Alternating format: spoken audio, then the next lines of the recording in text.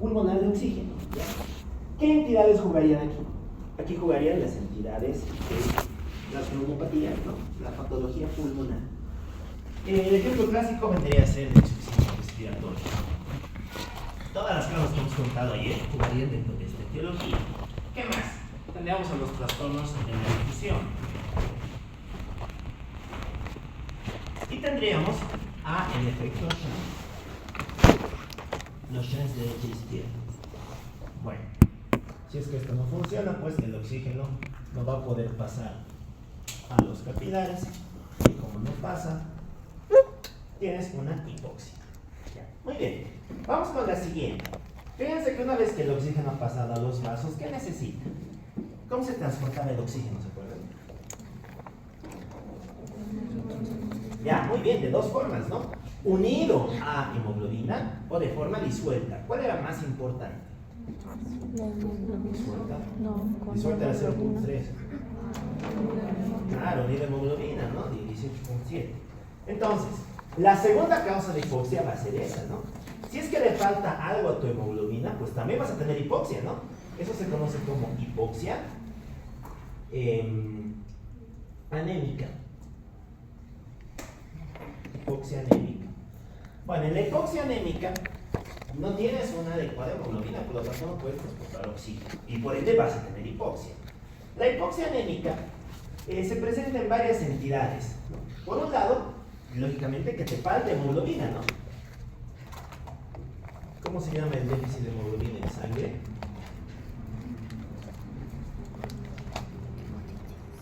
¿Cuál es el término? No tiene hemoglobina. ¿Qué se llama? Se llama anemia. Claro, ¿qué es anemia? Hemoglobina por debajo de 3.5. Esa es la definición de anemia, ¿no? La anemia no se basa en número de glóbulos rojos, ni se basa en hematocrito, se basa en hemoglobina, ¿no? Entonces, ¿qué jugaría la anemia? Todas las causas de anemia han habido así por haber. Lógicamente, la anemia leve va a ser menos expresiva desde el punto de vista clínico versus la anemia severa. ¿Qué más? ¿Qué otra cosa más podría jugar aquí? Que tu hemoglobina sea, entre comillas, ¿no? Deforme. Que tengas una hemoglobina no funcional. Y aquí es donde jugarían dos tipos de hemoglobina, ¿no? La carboxihemoglobina y la metahemoglobina. Ya. ¿Qué era la carboxihemoglobina? Bueno, muy bien. La hemoglobina unida al monóxido de carbono. Si se acuerdan, el monóxido de carbono tiene hasta 250 veces más actividad por la hemoglobina. ¿Eso qué quiere decir? Que a la hemoglobina le gusta 250 veces más el monóxido de carbono que lo que le gusta el oxígeno. ¿Ya?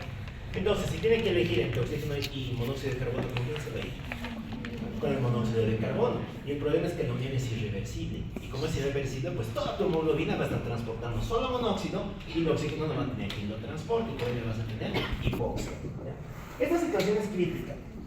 Esto se presenta en la intoxicación por monóxido de carbono. Ya. Recordaremos rápidamente esto. ¿Cuándo se presenta esta entidad? Ya, muy bien. En la combustión de derivados del carbono, en la combustión de hidrocarburos. Ejemplos clásicos podrían ser los incendios, podríamos hablar también de uso excesivo de carburantes. Un ejemplo un poquito burdo, ¿no? Los mecánicos que tienen el motor y están en el ambiente también. Deriva de la combustión excesiva de hidrocarburos. Como hemos visto, este es 250 veces más afín que la hemoglobina. Eso hace que toda tu hemoglobina se convierta en carboxihemoglobina. ¿Qué es lo que produce desde el punto de vista clínico la intoxicación por monóxido de carbono? Disnea, ya. ¿Qué más? La disnea no es muy manifiesta.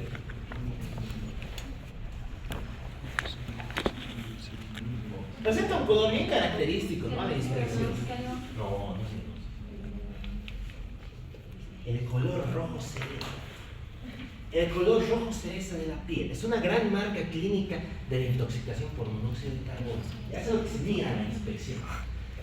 No es habitual de ver, en general, ¿no? En los momentos iniciales de un incendio, pero es más manifiesto en los últimos resultados de la vida, porque es a punto de morir o cuando ya has muerto. ¿Qué más? Tendríamos color rojo cereza. Bueno. Vamos a hacer eso. ¿Qué más tendríamos? Tenemos dislea, más o menos. Suele estar algo elevada la frecuencia respiratoria. Algo, pero poco más. ¿Ya? Poco más. Y nada más, no reproduce. Le vamos a poner un oxímetro. ¿Qué encontraríamos ahí? Elevación, aumento. Disminución del valor de la saturación.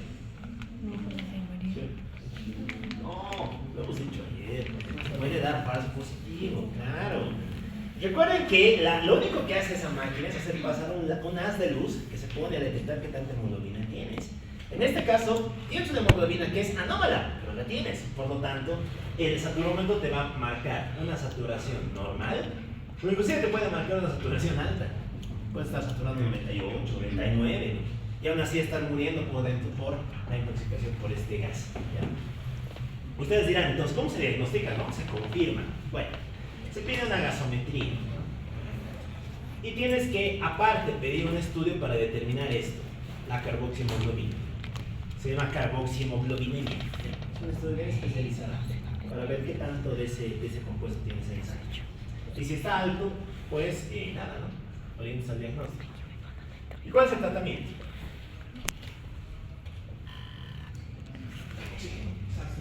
Oxígeno por todo lado, oxígeno. El chiste es que al final la hemoglobina tenga tanto oxígeno que ya a la fuerza se una al oxígeno, no deje de unirse al monóxido de carbono. Entonces aquí la oxigenoterapia es vital. Ya, muy bien, se usan sistemas de alto flujo y demás. ¿Qué es la methemoglobinemia, muchachos? También está en el Harper, está en el de Robertis, está en 3 materias.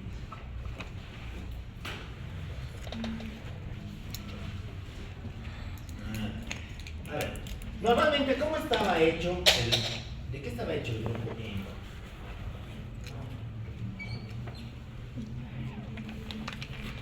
Lo mismo, volvemos al de Robertis. Ay, esa me acuerdo. Ay, acá es la otra que se puede decir. De hierro. Claro. ¿Hierro en qué está? ¿Ferroso o férrico? Porque hierro puede ser ferroso o férrico, ¿no? Tiene 2 valencias, o es más 2 o es más 3. ¿Cuál nos interesa? ¿Cuál nos sirve? ¿Cuál sirve? ¿Qué sirve? No, el ferroso. Claro, hierro más 2 es el que nos sirve. Entonces, cuando tienes hierro más 2 vas a captar y transportar oxígeno. Pero ¿qué pasa si tienes hierro más 3? Pues que no te captas y transportas oxígeno. Te das cuenta la importancia de un pinche electrón. Un pinche electrón hace que tu hemoglobina funcione bien. Y un electrón extra, un electrón menos, perdón, hace que tu hemoglobina no sirva para nada. Cuando tienes un hierro en estado férrico, se le llama methemoglobinemia. Desde luego esto no sirve para transportar compuestos. Generalmente aparece secundaria a la intoxicación por distintos componentes o también por distintos agentes oxidantes. No me dijo que también es ventilación y reversión del cuadro. Ya. Aquí no vamos a meter nada más. Vamos con la tercera. ¿Qué otra cosa más se necesita para transportar la sangre? Necesitas presión, ¿no? Porque, bueno, necesitas presión, ¿no? ¿Por qué? Porque la sangre contiene oxígeno. Y la presión va a impulsar esa sangre desde los capilares hasta la célula. El tercer componente corresponde a la hipoxia circulatoria. Aquí es donde estos fallan, ¿no? Donde falla tu vaso sanguíneo. Ya, ¿por qué podría fallar tu vaso sanguíneo? Pues por 2 grandes entidades, ¿no? Puedes tener alteraciones localizadas o puedes tener alteraciones generalizadas. ¿Qué creen que podría pasar de manera localizada que altere el flujo a través de los vasos pulmonares? ¿Cómo es? ¿Qué pasa ahí? Convulsiones. ¿Y qué puede obstruir un vaso? Ya, el TEP. Claro, aquí puede el TEP. El TEP. Ya. Generalizada. ¿Qué podría ser? Que todos los vasos del pulmón bajen, disminuyen su presión. Cáncer, leucemia. Sí, cáncer sería. ¿Cómo es? No puede aumentar la resistencia, más bien baja la resistencia. ¿Qué podría hacer que todas las resistencias bajen? El shock. Por definición, el shock es un estado de hipotensión, ¿no? Entonces, aquí jugaría el shock circulatorio. Ya. Lo mismo, en la hipoxia circulatoria pues se altera el flujo vascular y como se altera el flujo no puede fluir la sangre, si no fluye la sangre no llega el oxígeno y si no llega el oxígeno es hipoxia. Ten en cuenta que hablar de hipoxia es hablar de muchas más causas fuera de lo que son los pulmones. Ya, y finalmente tenemos a la última. Hemos dicho que todo esto puede estar bien, puede llegar aquí tu oxígeno, difundir a la célula, lo hace por difusión simple, pero ¿qué necesita para que esto se convierta en energía? Mitocondria, ¿no? Si la mitocondria falla, ¿podrías tener hipoxia? Sí. También, ¿no? Eso se conoce como hipoxia histotóxica o hipoxia citotóxica. ¿Ya? Muy bien. Causas para hipoxia histotóxica. Daño de la mitocondria.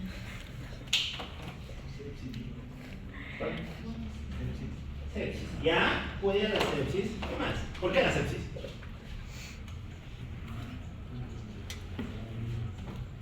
¿Por qué? Ya, bueno. Porque recuerden que en la sepsis tenemos un estado generalizado de hipoperfusión. ¿Y eso qué hace? Hace que la mitocondria deje de producir oxígeno y que por lo tanto la célula empiece a producir ácido láctico, ¿no? Y el ácido láctico es una manifestación del mecanismo hipóxico que hay. Ya, ¿qué más? ¿Quién podría ir directamente a bloquear a la mitocondria? Y esto está en el de Robert Pierce, está en el Lenny, en el Harvey. ¿Quién bloquea la cadena de transporte de electrones? ¿Se acuerdan? ¿No? Los cuatro complejos. Complejo NADH, FADH2, NADH1, citocromoxidasa. Bien. Un veneno famoso, ¿no? Utilizado desde la antigüedad. El cianuro. Aquí no hay cianuro. De hecho, el ejemplo más auténtico de esto, más representativo, vendría a ser el cianuro. ¿Qué es lo que hace el cianuro? El cianuro es un tóxico que bloquea la cadena de transporte de electrones. ¿Y para qué servía la cadena de transporte de electrones?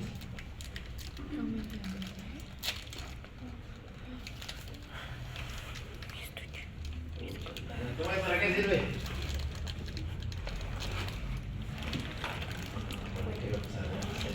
Desenvuelven el desromantismo. Va a pasar eso a ustedes. La célula es vital, no vamos a entender nada. Sirve para la fosforilación oxidativa. ¿Qué era la fosforilación oxidativa?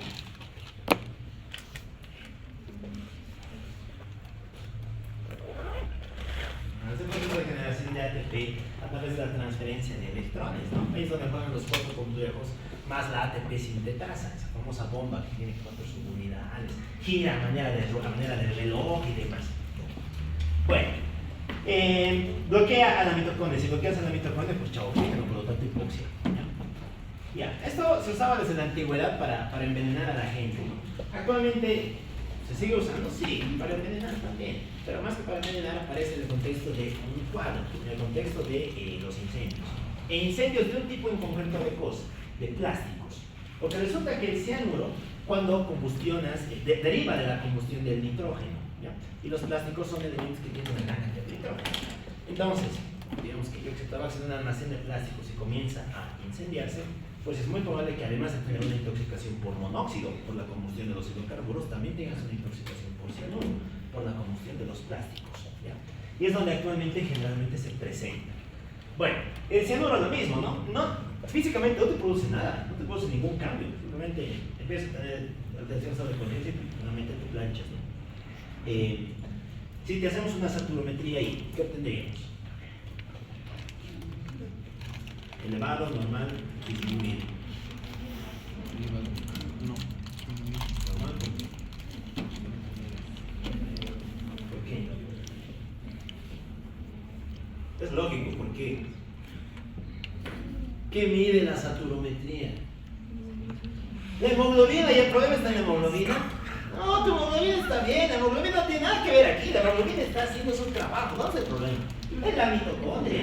Entonces es lógico que la saturación esté normal. Claro, porque tu hemoglobina está llevando el oxígeno que tiene que llevar, está funcionando bien. Pero la célula no lo capta, y como no lo capta, pues la célula termina produciendo la hipoxia, ¿no? Muy bien.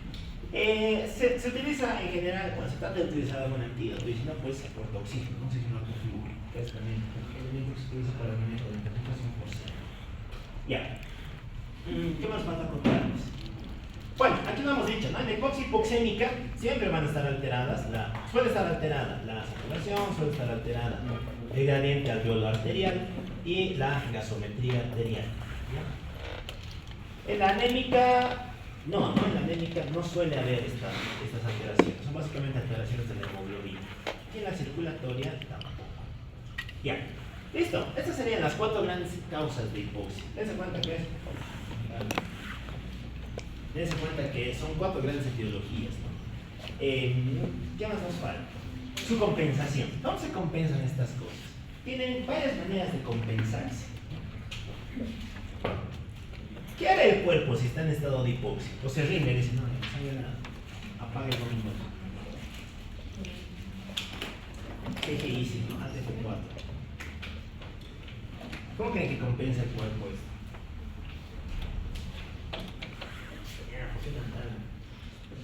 ¿Cómo lo compensaría? ¿Qué se les ocurre? Digamos que ustedes son el cuerpo, no les está llegando oxígeno, saben que si esto sí que se van a morir, y nadie quiere morir, al menos a priori. Entonces, ¿cómo compensaríamos eso? Ya, muy bien, una buena respuesta podría ser hiperventilar. ¿Qué más?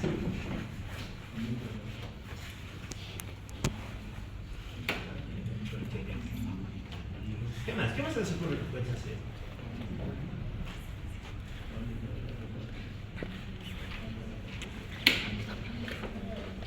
¿De qué dependía el aporte de oxígeno de un tejido? Primero, de que tu componente ventilatorio funcione bien, ya, hiperventilación. Muy bien. Segundo, que tu componente circulatorio funcione bien, ¿no? Por lo tanto, si aumentas el gasto cardíaco, ¿podrías compensar el cuadro? Sí, ¿no? Al menos parcialmente podrías. ¿Qué más? Podrías también acudir a otro mecanismo, ¿no? Podrías acudir a la policitemia.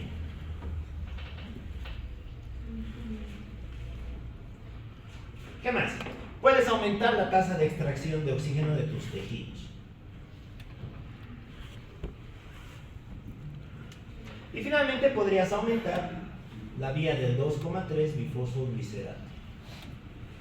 Bien, se van a dar cuenta de que son cosas bastante lógicas. Bien, la primera, ¿por qué aumentarías la ventilación? Porque si sabes que el aparato respiratorio te aporta oxígeno y cuanto más veces ventile, más oxígeno te va a aportar, entonces tiene sentido que quieras que aumente su frecuencia, ¿no? ¿Y cómo es que el cuerpo detecta eso? Lo hace a través de unos quimiorreceptores. Recuerden que nuestro cuerpo tiene una gran cantidad de quimiorreceptores periféricos.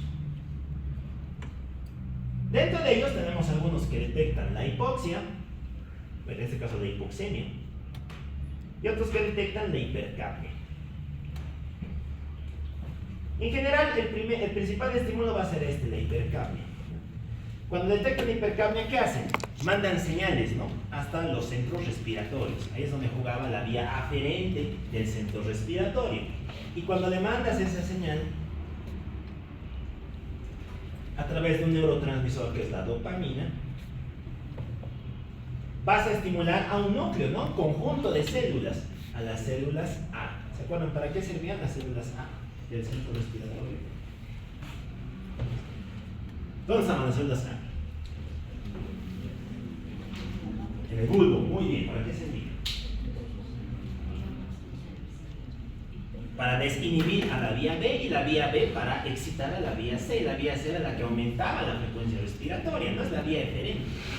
Entonces, si estimulas al núcleo A, pues este va a decir, muy bien, estimularemos a B y este estimula a C, y sé lo que dices, aumenten el trabajo del diafragma, hiperventilaremos.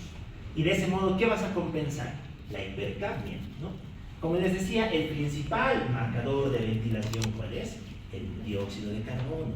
Es más importante el dióxido de carbono que el propio oxígeno, ¿no? Y el cuerpo básicamente juega con esto para ver hacia dónde va a compensar las cosas, ¿ya? Ok, por otro lado tenemos el aumento del gasto cardíaco, ¿ya?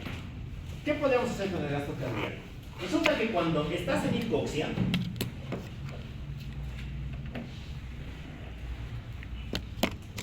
deja de llegar la sangre a muchos tejidos, entre ellos a la médula suprarrenal y en la vía del sistema nervioso simpático. ¿Se acuerdan para qué servía la médula suprarrenal? ¿Producen? No, aldosterona no. Ya, muy bien, producen aminas, exacto. ¿No? La corteza es la que produce los esteroides. La sexta produce catecolaminas. Muy bien, ¿cuáles son las catecolaminas? Ya, sobre todo la adrenalina, ¿no? Recuerden que la adrenalina es la principal amina circulatoria, la noradrenalina es un buen neurotransmisor. Entonces, aumenta la producción de catecolaminas. ¿Y qué van a hacer las catecolaminas? Ya, ¿por qué bien? ¿Qué receptores? Porque son una familia de receptores de beta. Alfa 1, alfa 2, beta 1, beta 2, beta 3. Ya, muy bien, por la vía de los receptores beta. ¿No? Beta 2. Entonces, lo que hacen estos es venir, actúan sobre la vía de los receptores beta adrenérgicos, y los receptores beta adrenérgicos tienen dos grandes propiedades en el corazón, ¿no? Son inotrópicos positivos y son cronotrópicos positivos. ¿Qué era inotropismo? Y a la contractilidad, exacto. Entonces el corazón se contrae con más fuerza, ¿no? Acortas la curva, longitud, fuerza. ¿Y qué es cronotropismo? El tiempo. Ya, la frecuencia cardíaca, exacto. Vas a hacer que la frecuencia cardíaca sea más rápida, más acelerada. Y como estimulas las dos, aumenta sinotropismo, por lo tanto, ¿qué aumenta? Volumen sistólico. Y si aumentas cronotropismo, ¿qué aumenta? Frecuencia cardíaca. ¿Y cuál era la fórmula del gasto cardíaco? Volumen sistólico por volumen cardíaco. En ese momento estás amplificando ambos parámetros para que de ese modo aumentes el gasto cardíaco. Y si aumenta el gasto cardíaco, vas a tener más líquido disponible para que recorran tus tejidos. Ya, muy bien. Vamos con la policitemia. ¿Qué es policitemia? Poli muchos ciclos. Hemos. No. Hemos. Glóbulos rojos. No, eso es un glóbulo rojo. Poli muchos. Citos, célula. Hemos. Natremia, calcemia, calemia, uremia, azoemia. ¿Por qué todo termina en emia? Se ha puesto pensando en Google. Es más por memorizar las cosas, hay que ser lógico. Emia quiere decir sangre, circulante. Te dice muchas células en tu sangre. ¿Y por qué podrías tener muchas células en tu sangre? Porque tienes muchos glóbulos rojos, ¿no? La policitemia es el término para referirse al aumento de la masa eritrocitaria. La disminución, la anemia. Es lo lógico del término, ¿no? Sin emia, sangre, ¿no? Sin células en tu sangre. Policitemia, lo opuesto, muchas células en tu sangre. ¿Y por qué ocurre la policitemia? ¿Se acuerdan? ¿Cuál es el mecanismo que está detrás? Aquí juega nuestro buen amigo el riñón, ¿no? ¿Qué es lo que hacía el riñón en su componente endocrino? Nos vamos a fisio renal.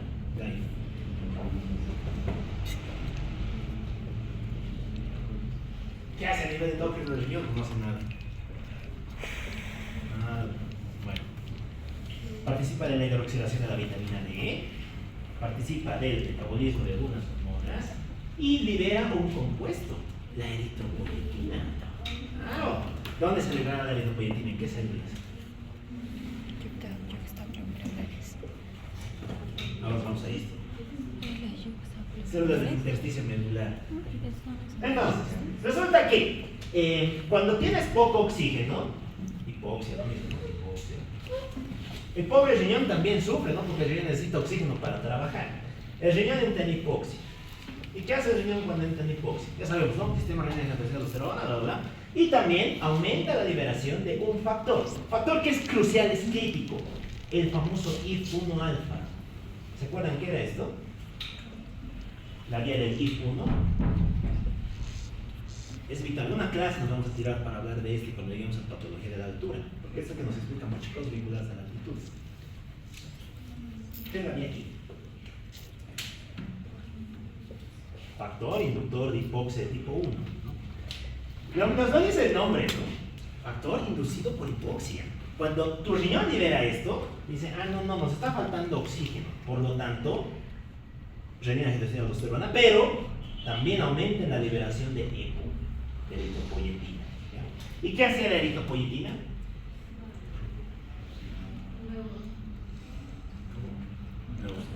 ¿Qué hace la eritropoyetina? Bueno, pensaremos. INA, ¿qué quiere decir INA?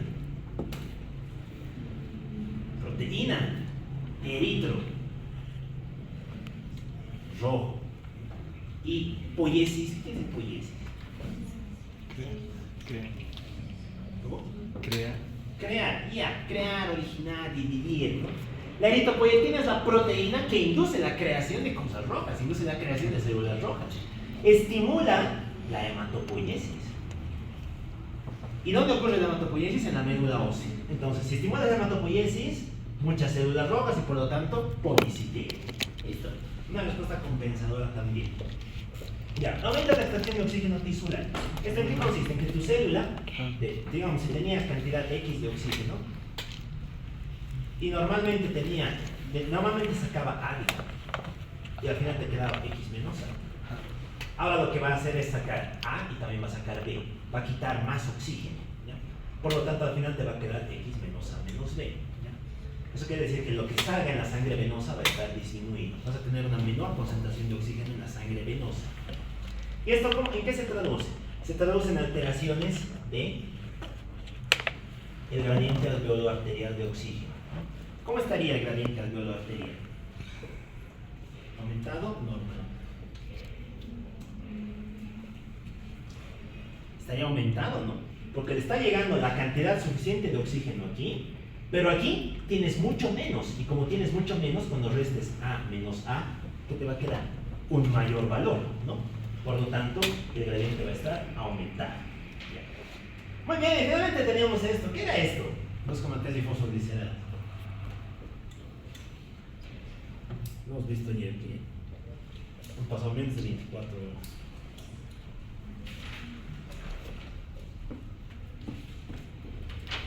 Nada. Es un compuesto interitrocitario que se libera en respuesta de hipoxia. Bueno, se refiere en respuesta al metabolismo del eritrocito. ¿Se acuerdan? ¿Dónde jugaba esto? ¿Qué hacía esta molécula? Estaba metida en un lugar, ¿no? En la famosa curva de disociación de la hemoglobina. ¿Qué pasaba cuando aumenta el 2,3 difosforidicerado? ¿Hacia dónde se iba la curva? A la derecha. Y si se va a la derecha, ¿qué le pasa al oxígeno? ¿Se disocia con mayor facilidad o con menor facilidad? ¿Cómo es? ¿Cómo se disocia? Con mayor facilidad. Es más fácil que se separe de la hemoglobina. Si estás en hipoxia, ¿nos interesa que eso pase? Sí, pues, porque como les decía al final, el oxígeno que se difunde de un lado al otro es el oxígeno disuelto. Si es que está menos oxígeno unido a la hemoglobina, es porque tienes más oxígeno disuelto. Y como tienes más oxígeno disuelto, más oxígeno va a pasar desde la sangre hacia los vasos. ¿Ya? Entonces esto te va a producir un desvío derecho de la curva. Por lo tanto, una mayor disociación de oxígeno respecto a la hemoglobina. Ya, muy bien. El cuerpo tiene esa capacidad, ese poder de estimular estos 5 grandes mecanismos. ¿Ya? Ahora bien, no puede usar todos en todo momento, ¿no? Nos vamos a dar cuenta de que según el tipo de hipoxia vas a tener estimulado alguno u otro. Esto es bastante lógico. Ya. Nos iremos con el primer tipo, con la hipoxémica. ¿Qué pasa si tienes una hipoxia hipoxémica? ¿Podrías estimular todos los mecanismos? Sí, ¿no? Si es que tienes esta, pues vas a estimular todos los mecanismos de compensación. Aumentas frecuencia ventilatoria, aumentas gasto cardíaco, aumentas eritropoyetina y también aumentarías el gradiente alveolo arterial de oxígeno. ¿Ya? Muy bien. ¿Por qué? Bueno, porque en este caso, ¿dónde está el problema? O bien en la ventilación, o bien en el intercambio, en la difusión del oxígeno, ¿no? ¿Tus eritrocitos están bien? Sí, entonces sí puedes compensar por ese lado. ¿Tu corazón está bien? Sí, entonces sí puedes compensar por ese lado. ¿Tu células, tu tejido está bien? También, entonces puedes compensar por ese lado. Uno dirá, pero la frecuencia ventilatoria está alterada. Bueno, depende, ¿no? Si tienes un trastorno restrictivo, tal vez sea más difícil compensar por ese lado. Pero si no, puedes perfectamente hacerlo. Por eso es que en la hipoxémica puedes compensar con las 4 grandes vías, ¿ya? Muy bien, vámonos a la anémica, ¿ya? En la anémica solamente tienes un mecanismo posible de compensación, que consiste en el aumento del gasto cardíaco. Bueno, y de manera complementaria el aumento del gradiente alveolar arterial. Bien. Ahora bien, ustedes dirán, ¿y por qué no puedes ventilar? ¿Por qué no hiperventilas? Bueno, porque, como habíamos visto, ¿cuál es el principal estímulo para la hiperventilación? El CO2, ¿no? El CO2. Y recuerden que el CO2 no depende del transporte a través de hemoglobina, ¿no? Depende de qué? De la vía de la anhidrasa carbónica. Entonces, eso hace que cuando tengas un grado de anemia leve a moderado, no necesites aumentar la frecuencia ventilatoria. La frecuencia ventilatoria está normal, porque no la estás estimulando. En cambio, si es que tu anemia es mucho más severa, pues ahí sí podrías tener tendencia a aumentar la frecuencia ventilatoria. Pero en general no se eleva. ¿El gasto cardíaco se puede elevar? Sí, porque tus vasos funcionan y los tejidos pueden captar más oxígeno también porque tienes esa capacidad, ¿no? El problema está en la hemoglobina, no está como tal en el tejido periférico. Ya, ¿por qué no puedes compensar con policitemia? Pues porque el problema está en tu glóbulo rojo, ¿no? Si el problema está en tu glóbulo rojo, pues no vas a poder compensar con esto. Muy bien, vámonos con el otro, con la hipoxia circulatoria. En la circulatoria solamente tienes dos mecanismos, ¿no? La policitemia y el aumento del gradiente alveolo arterial. Ya. Lo mismo, ¿por qué no vas a tener taquipnea si tienes una hipoxia circulatoria?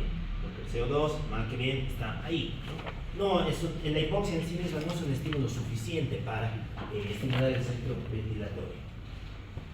¿Por qué no aumentas el gasto cardíaco? Pues porque el problema estaba en los vasos, ¿no? Recuerden que si el problema está en los vasos, pues es muy difícil que el gasto suba. Entonces no puedes compensar por este lado. En la policitemia sí podrías, ¿no? Porque el eritrocito ya fue la parte. Entonces aumentas el eritrocito si dices no compensa circulatorio. Y el gradiente siempre está elevado. Ya. Y finalmente, ¿qué pasa en la histotóxica? No puedes compensar con ninguno, ¿no? Porque como hemos visto, estos generalmente son gases, son tóxicos. Y al ser tóxicos, tienden a producir lesiones en muy poco tiempo. Por eso es que suelen ser mortales. Por eso es que cuando se deja pasar mucho tiempo, son irreversibles y producen muerte de las personas. Entonces no se compensa. Bien, eso es lo interesante del asunto. El cuerpo realiza distintos tipos de reacciones para compensar el grado de déficit que asocia a cada una de estas entidades. Esto todavía es importante. Es lo que habíamos dicho hace rato. En la hipoxia hipoxémica se alteran los tres parámetros, ¿no? PaO2, saturación, contenido de oxígeno. ¿Por qué? Pues porque está alterada la difusión, la ventilación y demás cosas. En la anémica solamente está alterado el contenido. Creo que se me ha saltado. Sí, en la anémica está alterado el contenido arterial de oxígeno. ¿Y por qué está alterado el contenido arterial de oxígeno? ¿Cuál era su fórmula, se acuerdan? ¿Cuál era la fórmula del contenido arterial de oxígeno? Era oxígeno disuelto más oxígeno unido a hemoglobina, ¿no? Si tu hemoglobina es la que está mal, pues es lógico que está baja, y si está baja, tu contenido también baja. Por eso es que el contenido arterial de oxígeno está disminuido en el caso de la hipoxia anémica. En el caso de los otros dos, como les indicaba, está normal, incluyendo la saturación de oxígeno. Ya. Muy bien. ¿Qué nos van a contar aquí? Creo que un poco más. Vamos con sus manifestaciones, ¿no? Entonces, ¿qué manifestaciones asocia la hipoxia? La hipoxia va a asociar tres grandes consecuencias, ¿no? El déficit de oxígeno hacia los tejidos, modificación en canales densos y la activación de la vía hipónoma. Lo hemos visto ayer. ¿Qué pasa cuando un tejido, cuando una célula no recibe oxígeno? ¿Qué función celular se altera? La producción de energía. ¿Qué función celular se altera si no llega oxígeno a la célula?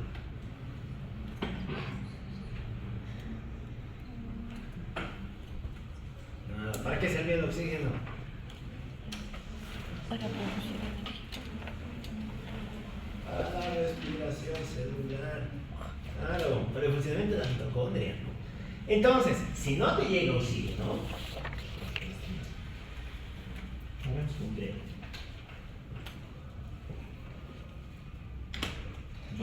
si no te llega oxígeno, ¿vas a poder hacer respiración celular?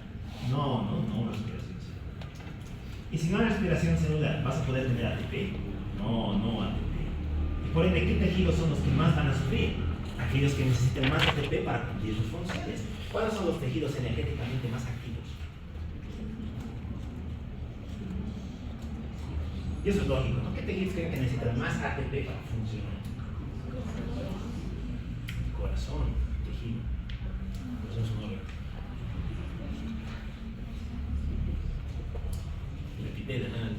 El epitelio es avascular, ¿no? Por definición es avascular. O sea, el epitelio a situación de hipoxia sabe vivir. Vive mal, pero vive. Bueno, no, fatal. Primero de medicina. El músculo, el tejido muscular, claro pues. ¿Qué se necesitaba para el famoso ciclo de puentes cruzados? Para separar la cabeza de la actina de los puentes de la miosina. Actina. Perdón, necesitas ATP, ¿no? Si no tienes ATP, no vas a poder hacer contracción muscular. Uno de los que más sufre con esto es el tejido muscular. Ahora bien, había dos tipos de músculo, un músculo estriado y un músculo liso. ¿Cuál es más vulnerable a la hipoxia? ¿El estriado o el liso? ¿Quién dice el estriado? Compañero.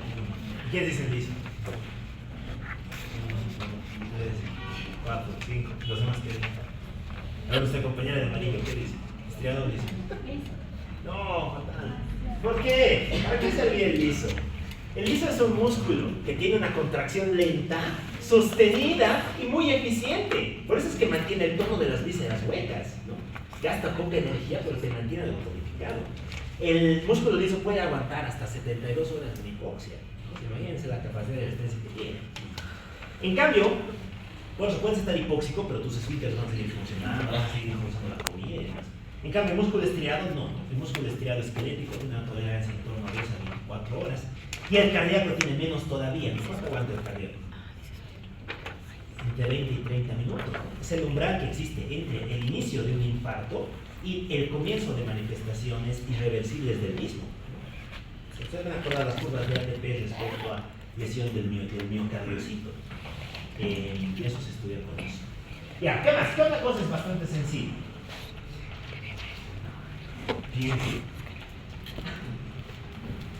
Piensen. Pensar cuesta. No cuesta, no es gratis. Pues la neurona. Claro, lógicamente, la neurona. El tejido nervioso. Es lógico. Imagínense todo lo que hace la neurona. Hemos visto, la neurona es una máquina de hacer cosas. Metaboliza, procesa, sintetiza, despolariza, se hiperpolariza, transmite, sintetiza. Hace miles de funciones. ¿Y todo eso qué necesita? ATP. ¿Cuánto sobrevive una neurona en hipoxia? Ya, de 2 a 3, ¿no? 3 minutos es el tiempo medio. Eso quiere decir que desde que se forma, desde que empieza el ictus, hasta que empiezas a tener manifestaciones del ictus, van a empezar a pasar 3 minutos. Es el tiempo que tienes para empezar a rescatar tejido. Y a partir de ahí, cuanto más tiempo tardes, más secuelas vas a tener. Por eso es que los algoritmos de ictus son emergencias. Por eso es que todo esto es emergencia. El ictus, el infarto, los trastornos hipoxémicos en general son emergencias. Por el bajo umbral de tolerancia que tienen los tejidos. ¿Ya? Muy bien. ¿Qué más? Bueno, poco más, ¿no? Y vamos a ver que estos son los principales tejidos alterados durante la falla del proceso energético. Ya, ¿qué más? El riñón también puede aquí, ¿no? El tejido renal. Porque el riñón tiene que estar absorbiendo cosas, y recuerden que la absorción generalmente ocurre por medio del transporte activo, las famosas bombas, ¿no? Bombas, canales y demás. Entonces necesitas de un gran aporte de ATP para poder mantener tu función. Ya. Esto aparece una vez que has consumido tus reservas. ¿Se acuerdan cómo es que la célula guarda su oxígeno? Se hace a través de 2 grandes vías, ¿no? La vía de la creatina fosfato y la vía de los derivados del fosfato. Sobre todo, ¿quién juega con esto? La célula muscular. De aquí también deben entender el por qué la gente del gimnasio consume creatinina. ¿Para qué consume creatinina? Para tener más energía. Bueno, creatina. Para tener más energía. Que el músculo trabaje más rápido. ¿Y por qué la creatinina es un marcador de actividad muscular?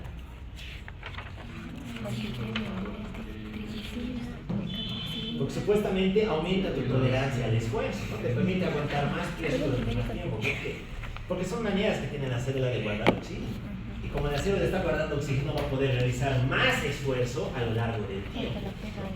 Ahí es donde juega la vía de la creatina fosfato. Ok, ya hemos hablado de esto. Ya. Se modifican canales iónicos, ¿no? Resulta que hay un canal que corresponde al canal de potasio.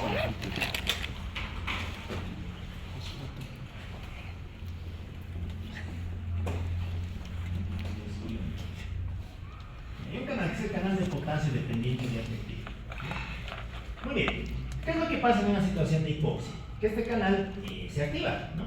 Y cuando se activa, pues todo el potasio va a salir, no sale fuera de la célula. Como sale fuera de la célula, va a ocurrir una respuesta de despolarización o de hiperpolarización. Despolarización. ¿Qué era despolarización?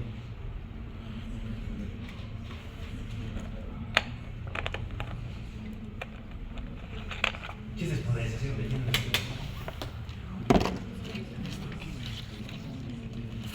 Hacer menos negativo el potencial de reposo celular, ¿no? Es decir, volverlo más positivo, ¿no?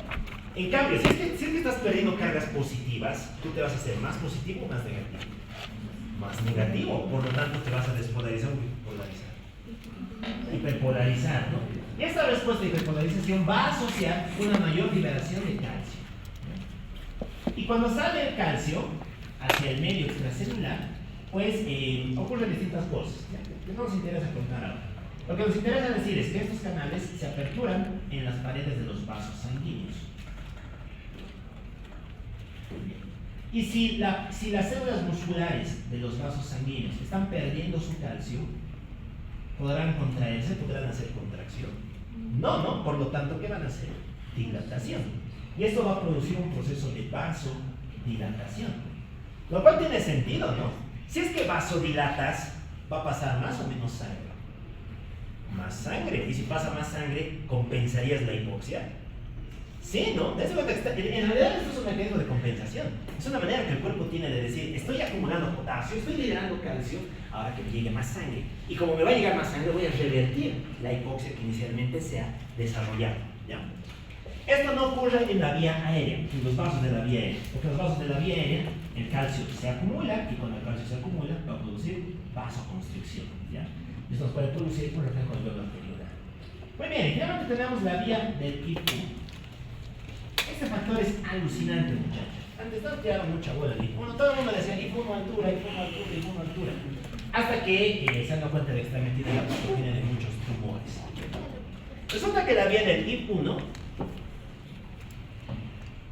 que es el que está metido aquí, está formado por dos subunidades, ¿no? La vía del IF1 alfa y el IF1 beta. Bueno, normalmente, ¿qué le pasa al IF1?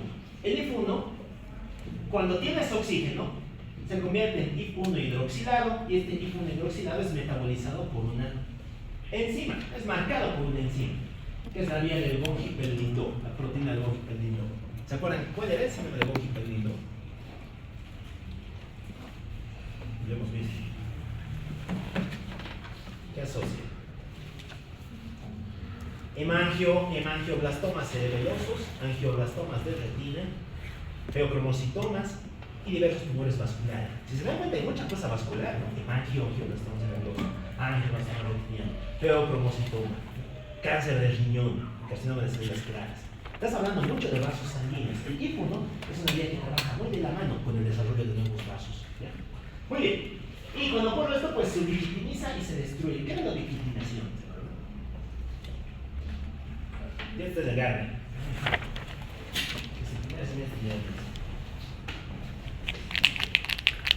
Le han dado el Nobel, ¿no?, al descubridor del sistema ubiquitina proteasoma. ¿Para qué servía la ubiquitina? Sirve para marcar y destruir. La ubiquitina marca una proteína, la ubica, y una vez que la ha ubicado, ¿qué hace el proteasoma? Lo destruye, lo tritura, ¿no? Es más o menos como la máquina de moler carne, ¿no? ¿No conoces la máquina? Pones un pedazo de carne, nada, una masa de cosas destruidas. Lo mismo hace el proteasoma. Espera que lo marque la ubiquitina, lo detecta y lo destruye, ¿ya? Ok, esto pasa cuando tienes oxígeno. ¿Qué es lo que pasa si estás hipóxico? Pues si estás hipóxico, no vas a activar a la vía del bromoquipelín, no, sino que vas a activar a la vía del pH2. ¿Ya? Es una hidroxilasa.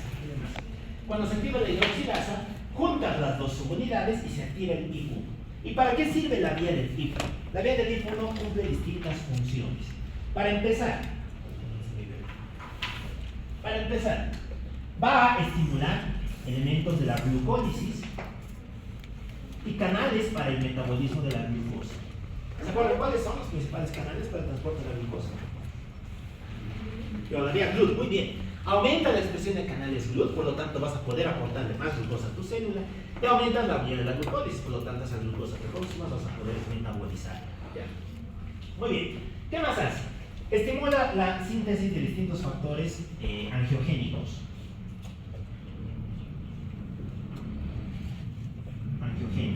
¿Ya? ¿Qué es lo que hacen los factores angiogénicos? ¿Qué es la angiogénesis? Vamos más, bien. Yo creo que eso les preguntan la diferencia entre vasogénesis y en un adulto. Claro, bien es normal que tú crees nuevos vasos, ¿no? La vasogénesis en cambio es embrionaria. Bueno, la angiogénesis es un proceso en el que desarrollas nuevas colaterales, nuevos vasos colaterales que van a unir distintos circuitos. Esto ocurre a través de distintas vías.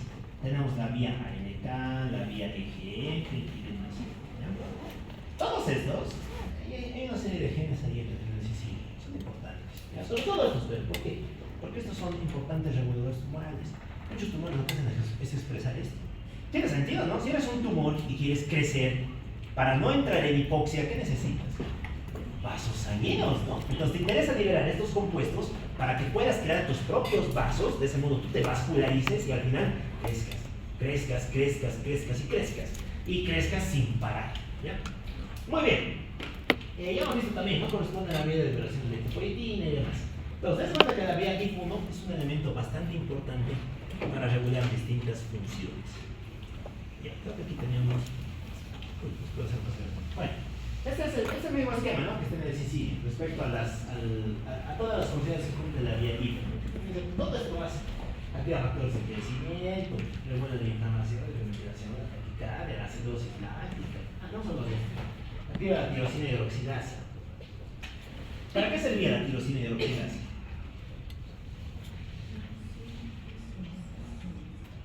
La tirosinasa, ¿para qué sirve?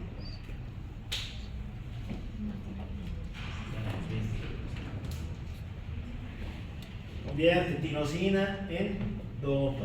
Y la dopa, dopamina, adrenalina. Es parte de la vía sintética de las catecolaminas, ¿no? de la vía de las aminas. Entonces esto tiene sentido, ¿no? Si estás en hipoxia, ¿qué te conviene? Hacer esta respuesta, ¿no? Para aumentar el gasto cardíaco también te conviene aumentar tu liberación de dopamina. Muy bien, ¿qué más tenemos? La primera de la acidosis láctica, el transporte de glucosa, ya hemos hablado de esto. Ok, muy bien. Todo esto se va a sintetizar en las manifestaciones clínicas. Esto es importante para explicar la clínica que tiene la hipoxia.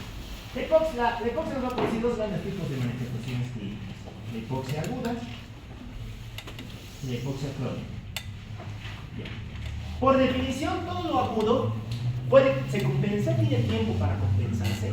No, porque es agudo. Y como es agudo, la clínica va a ser mucho más florida, mucho más manifiesta. ¿Qué es lo que encontraríamos en la parte de la clínica aguda? Pues vamos a encontrar afectación de distintos órganos, siendo el más importante el sistema nervioso central. Aquí es donde aparece un cuadro que se conoce como encefalopatía hipóxica. ¿Ya? La encefalopatía hipóxica va a tener un amplio espectro de manifestaciones.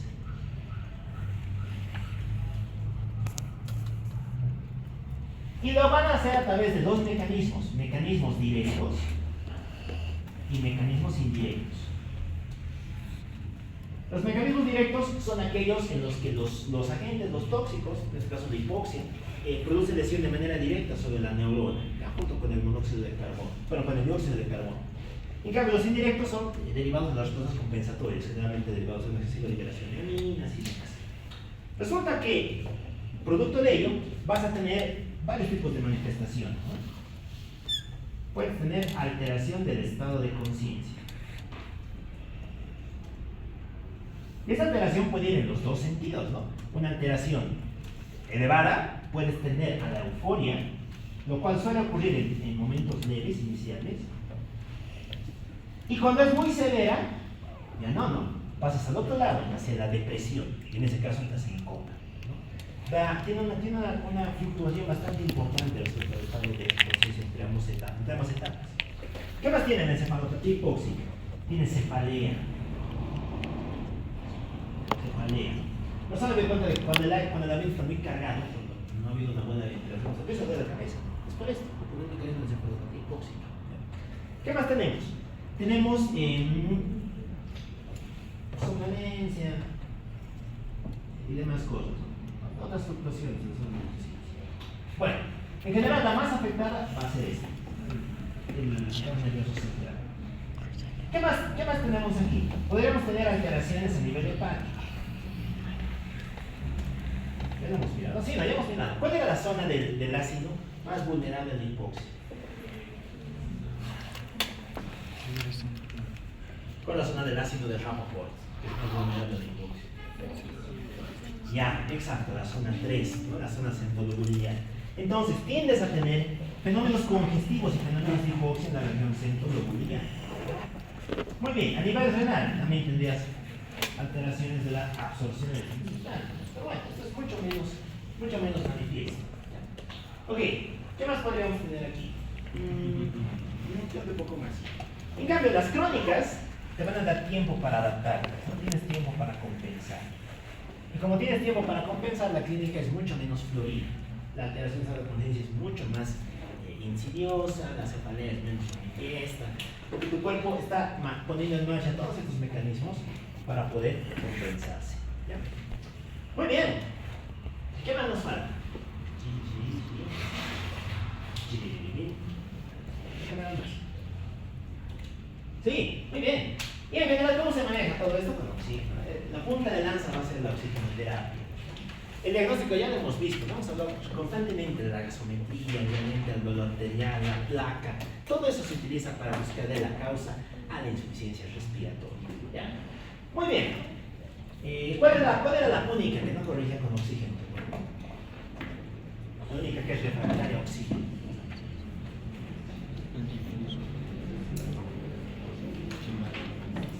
¿Cuál?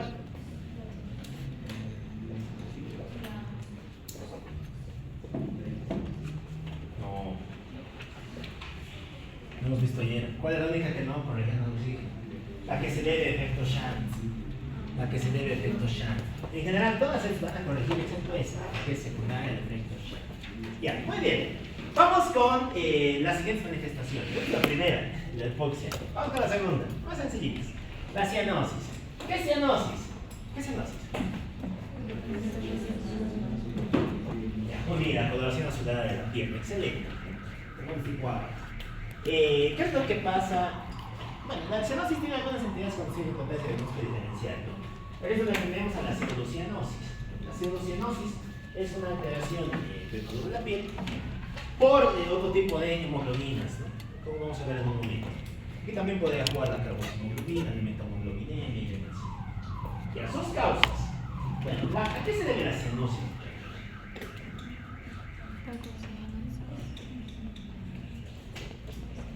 La cianosis, desde el punto de vista fisiopatológico, tiene una definición: aumento de la hemoglobina reducida. ¿Y de dónde sale la hemoglobina reducida? Sale de una media, es la media aritmética de la cantidad de hemoglobina arterial más la cantidad de hemoglobina venosa. ¿Ya? Es la media, su media aritmética, su promedio. Entonces, si sabemos eso, pues podríamos decir que hay dos grandes tipos de cianosis, ¿no? Una en la cual aumenta tu hemoglobina arterial y otra en la que aumenta tu hemoglobina venosa. Resulta que cuando aumenta la hemoglobina arterial vas a tener un tipo de cianosis que se conoce como cianosis central. Cuando aumenta la hemoglobina venosa tienes la cianosis periférica. Muy bien. Entonces, en la cianosis, ¿qué es lo que pasa? Que no le aportas el oxígeno que deberías a tus vasos arteriales, porque recuerden que las arterias son las que salen después de la circulación pulmonar, ¿no? Entonces, generalmente aquí es donde juegan las causas respiratorias, que suelen producir una cianosis central, ¿ya? En cambio, ¿qué es lo que pasa en la cianosis periférica? Que tus tejidos extraen mucho oxígeno desde la hemoglobina, aumenta mucho la tasa de extracción de oxígeno. Y eso condiciona el desarrollo de un cambio de coloración en la parte periférica del cuerpo. Ok. De hecho, estos dibujitos lo que nos muestran es eso, ¿no? Fíjense que la cianosis central suele estar afectada todo el componente, ¿no? Porque afecta tanto el componente arterial como venoso. En cambio, en la cianosis periférica, el arterial está bien, el venoso es el que falla, porque tus tejidos están sacando más oxígeno del que deberían. ¿Ya? Muy bien. Lógicamente hay algunos condicionantes para que esto ocurra, ¿no? Que son tres. Primero, la cantidad de hemoglobina que tienes. ¿Cuándo creen que sea más visible una cianosis? ¿Cuando tienes mucha hemoglobina o cuando tienes poca hemoglobina? Poca, ¿por qué? Lo hemos visto aquí. ¿De qué depende la hemoglobina reducida? De que tengas hemoglobina. Si tus hemoglobinas son altas, como en la policitemia, entonces va a ser mucho más notoria la cianosis, ¿no? Y si se ponen a pensar, ¿cómo es la mano del paciente policitémico, del paciente poliglobúlico? Claro, es una mano morada, no debe de ver en el hospital. Aquí la poliglobulia, que es muy frecuente por la altura, ¿no? Entonces, se debe de ver que son menos, un tanto más moradas, ¿no? Más violáceas, ¿no? El paciente poliglobúlico diagnosticado. Entonces, eso se debe a esto. La cianosis es más notoria si tienes mucha hemoglobina. En cambio, si eres un anémico, podríamos ver cianosis con mucha frecuencia. No, pues no tienes hemoglobina. Si no tienes hemoglobina, estos están bajos, y si están bajos, este también baja. Es difícil de ver en la anemia. Ya, el contenido de sangre, no es lo mismo. ¿Qué tanta sangre tienes? ¿No? Si estás en shock, muy difícil que veamos que estás cianótico, ¿no? Por eso que el cianótico puede estar todo lo hipoxémico que quieran, pero es muy raro que esté en cianosis, ¿no? Que esté cianótico. Ya, y finalmente, parecía el tercer elemento que era la superficie, ¿no? La superficie mucocutánea. ¿Dónde creen que se mira mejor la cianosis? ¿En las mucosas o en la piel? En las mucosas, exacto. Porque las mucosas tienen una piel mucho más adelgazada, ¿no? Mucho más fina. Y eso condiciona que sea, entre comillas, más transparente. Por lo tanto, más fácil de identificar. La transparencia de la mucosa. Muy bien. Bueno, y su valoración, ¿cómo se valora la cianosis?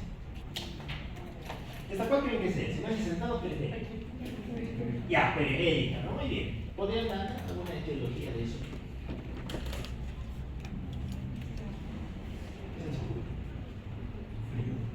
¿El frío? ¿Por qué? ¿Qué se llama eso? Hipersensibilidad de las zonas musculares lisas de vasos periféricos en respuesta al frío o emociones fuertes. Fenómeno de Raynaud. Es el famoso Raynaud. ¿De un dedo?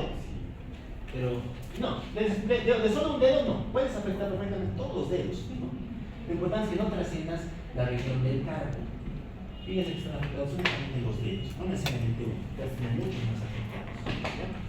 Por ejemplo, el Raynaud es un ejemplo bien interesante de Raynaud, de lo que es el fenómeno de la cianosis, ¿no? De vasoconstricción. En la periferia, por lo tanto, solamente alteras el componente venoso y eso hace que la sangre se congestione aquí, que te produzca los famosos dedos cianóticos, ¿no?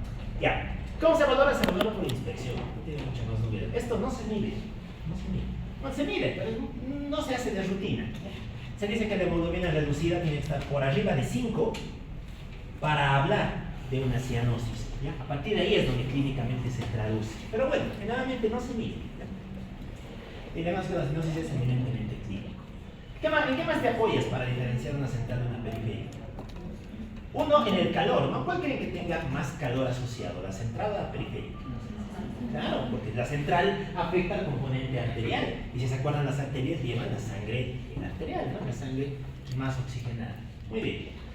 En segundo lugar, la respuesta al masaje y a las maniobras vasodilatadoras, ¿no? Esto suele ser más característico de la cianosis periférica. Muy bien. Y la última manifestación es la hipercapnia. Ya hemos hablado de la hipercapnia, ¿no? El estado patológico caracterizado por el vacío del anhídrido carbónico. ¿Qué era el anhídrido carbónico?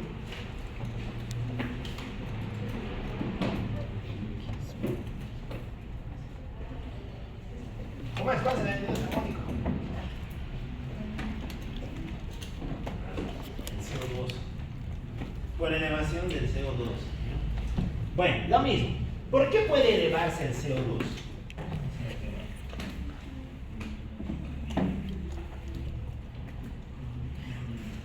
¿Por qué podría elevarse el CO2? Nos acordaremos de dónde salía el CO2.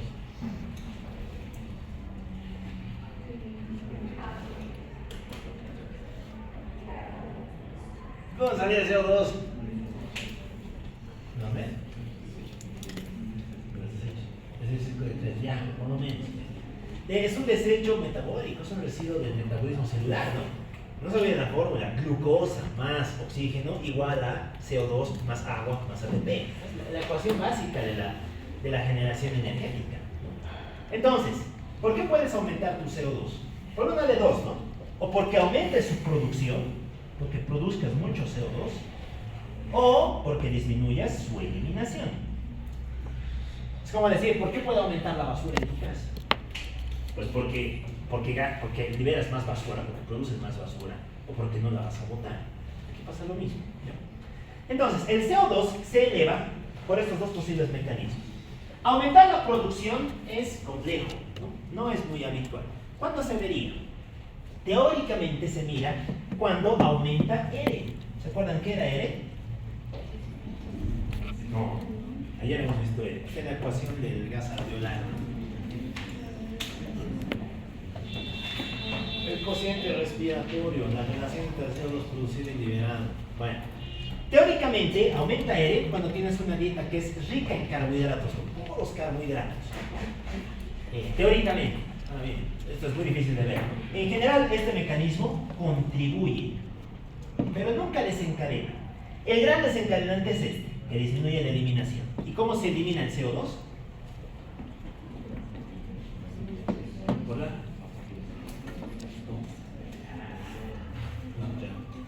¿Cómo se elimina el CO2?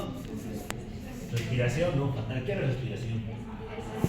Expiración, ya, no se olviden, respiración ocurre en la mitocondria, es el proceso de convertir oxígeno en ATP.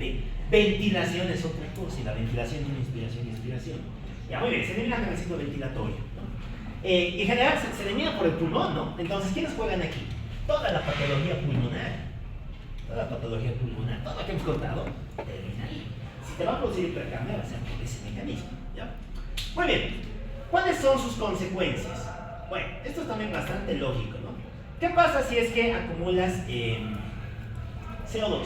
Pues, como hemos visto ayer, ¿qué hacía el CO2 con la anhidrasa carbónica? Se unía al agua, y cuando se une al agua, ¿qué produce? Ácido carbónico. ¿Y en qué se convierte el ácido carbónico? Más agua con más protón. Estamos produciendo protones. ¿Y qué hacen los protones? ¿Qué determinan los protones? El pH, exacto. Recuerden que el pH es el logaritmo inverso, el logaritmo negativo de la concentración de hidrogeniones. Cuanto más hidrógenos produzcas, más va a bajar el pH. Por lo tanto, ¿qué te va a producir? Una acidosis. Es por eso que produce trastornos de alteración ácido-base. La elevación de la PCO2 va a terminar produciéndose en acidosis, ¿ya? Y después ya tenemos los efectos directos, los efectos a nivel tisular. ¿A qué nos afectan todos estos, no? Lo mismo, a nivel interno nervioso central vas a oscilar entre estados de euforia, en la hipercapnia leve, hasta estados de estupor, de coma, ¿no? En la hipercapnia severa. Esto se conoce como encefalopatía hipercápnica, que es diferente a la hipoxemia, porque clínicamente tenga la misma manifestación. A nivel circulatorio, ¿qué tendrías? Lo hemos visto, ¿no? Se estimula el sistema simpático, por lo tanto aumenta el gasto cardíaco, vasoconstricción, taquicardia, todos los taquis en general son los que aparecen aquí. A nivel de los vasos pulmonares, vasoconstricción alveolar, el simpático ya lo hemos contado, y también se alteran estos dos, ¿no? ¿Qué le pasa a la inflamación? La inflamación disminuye, ya se atenúa la inflamación. ¿Por qué? Porque disminuye la producción de especies reactivas de oxígeno. Y el mismo nombre nos lo dice, ¿no? ¿Qué necesitas para producir especies reactivas de oxígeno? Oxígeno. Y en estos estados generalmente no tienes esa capacidad.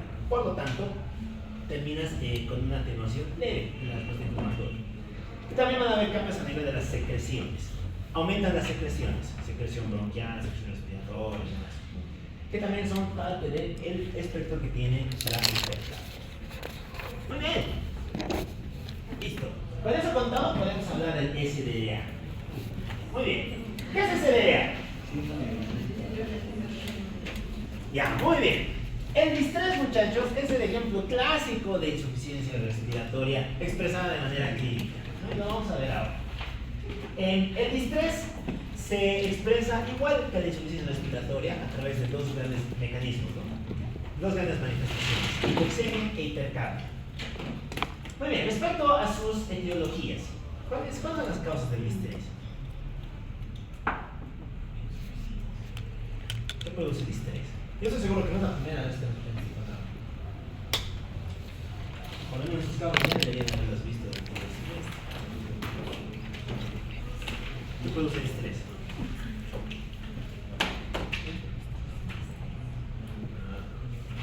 El CIRS. ¿Qué era CIRS? ¿Qué es CIRS?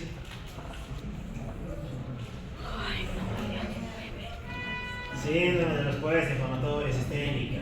Cualquier causa que produzca inflamación sistémica. ¿Quiénes juegan ahí? Causas de CIRS.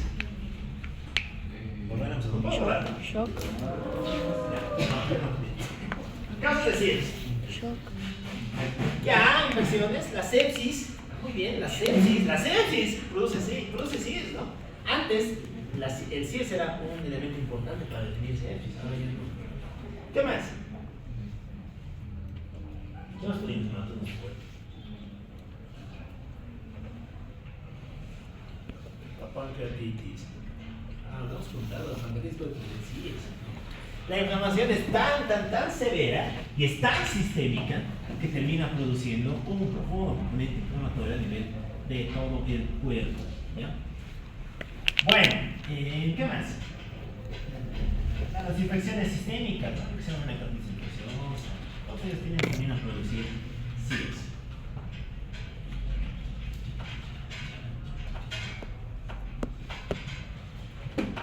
Ya, muy bien.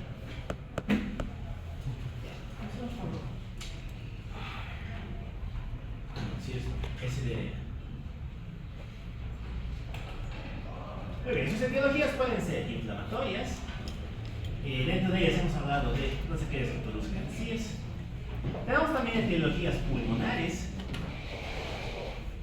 Aquí jugarían, ¿no?, las neumonías, los síndromes de condensación, las afectaciones propias del parénquima pulmonar y demás. Finalmente, ¿qué otra entidad más tendríamos? Aparecen también los fármacos. Algunos fármacos. ¿Conocen alguno que pueda producir distrés? ¿Cuál?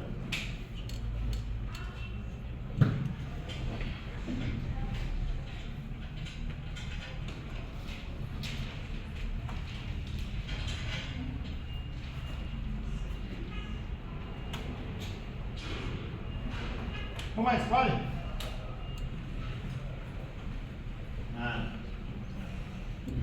Juega la nitrofurantoína. ¿Qué es la nitrofurantoína?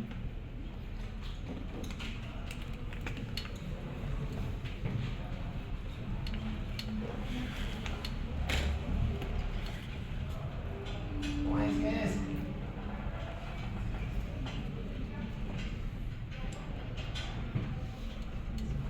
Es un antibiótico. Claro. Espectro de acción. Espectro de acción farmacocinética. Reacciones adversas. Ustedes tienen que saber de todos los fármacos. Deberían hacer una super tabla de todos los fármacos abiertos por haber y estudiar eso. Es importante, tienen que salir dominando. Bueno, cubre gran negativo. Tiene una importante excreción urinaria. Una gran irritación renal. Por lo tanto, ¿sería útil para qué? Para tratar infecciones de tracto urinario. Este teratogénico no, por eso se utiliza en la mujer embarazada. De hecho, es uno de los pilares para el tratamiento del lecho de embarazada. Se recuerda mucho antibióticos teratogénicos. ¿Cómo más? Una alimentación realmente diaria. Ya. También podrían jugar algunos hipnóticos, pero algunos sedantes. Se han descrito algunas causas vinculadas a los clubes. Vamos a ver el servicio patológico. Explicar esta entidad es una belleza. Es bastante interesante. Nos vamos a dibujar otra vez. Lo que hemos dibujado en 2 semanas. Una de uno. Nos acordamos que el alveolo está rodeado por un vaso que se conoce como el capilar alveolar y que tiene distintos tipos de células. ¿Qué células tenía el alveolo? La de core y la de clean. Neumocitos cilíndricos, no cilíndricos. Tipo 1. Ya, neumocitos tipo 1 y 2. tipo 2.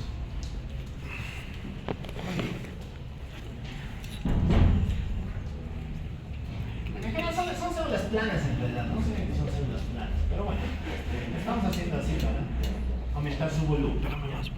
Ok, ¿qué es lo que pasa en el distrés? En el distrés pasan cosas bien interesantes.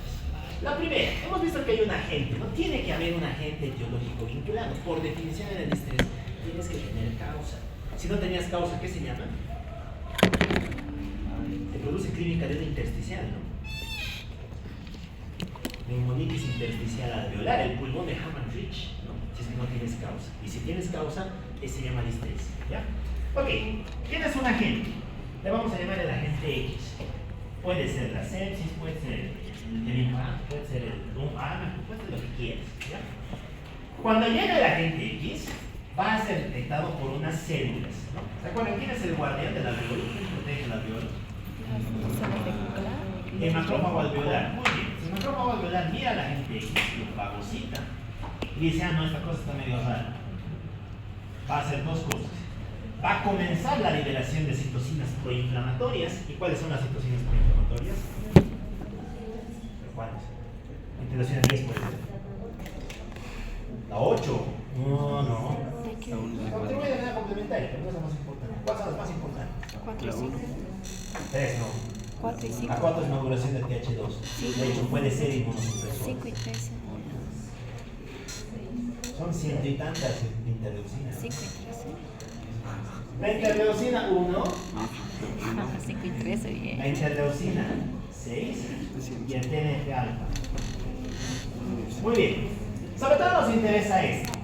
Este es un potente proinflamatorio y también es un quimiotáctico de neutrófilos. Cuando el neutrófilo que está en el vaso sanguíneo, polimorfonuclear, entonces, cuando el neutrófilo mira esto, dice, ah, no, hora de salir, vámonos fuera.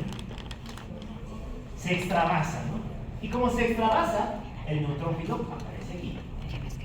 Una vez que ha llegado, el neutrófilo también conoce a la gente que se dice, ah, no, esta cosa está rara, este no es bueno, hay que atacarlo. Y como lo ataca, va a inducir una mayor liberación de interleucinas, de factores proinflamatorios, los mismos que hemos contado, pero además va a liberar sus gránulos. ¿Se acuerdan qué contienen los gránulos del neutrófilo? Lisocimas, defensinas, lactoferrinas, tiocianatos, ¿no? Son compuestos que son bastante lesivos para los tejidos. Cuando se libera esto, el neutrófilo daña al agente X, obviamente, pero también daña al tejido, daña a las células que viven en el alveolo, ¿ya? Y es aquí donde van a pasar dos importantes consecuencias. La primera, estás matando al neumocito tipo 1. Si matas al neumocito tipo 1, ¿qué función se altera? Muy bien, alteras la difusión. Recuerden que este es el gran órgano de la difusión. Por lo tanto, difusión alterada, ¿ya? Vas a tener trastornos de la hematosis. Muy bien, el oxígeno le va a costar mucho pasar desde la superficie alveolar hacia el interior de los pulmones, ¿ya? ¿A qué otra cosa vas a matar? Vas a matar al neumocito tipo 2. ¿Para qué servía el neumocito tipo 2? Producción de surfactante. Entonces, si lo matas, no hay surfactante. Y si no hay surfactante, ¿qué le pasa al alveolo? ¿Qué se llama eso? ¿Cuál es su término? Su término patológico. Visible tanto en radiografía como en... Claro, que produces una telectasia. Una telectasia. Estos alveolitos se colapsan. ¿No? Se colapsan. Muy bien. Entonces, si se colapsa, ¿qué nos produce? A nivel de fenómenos de insuficiencia respiratoria. ¿Qué tipo de insuficiencia respiratoria nos produce?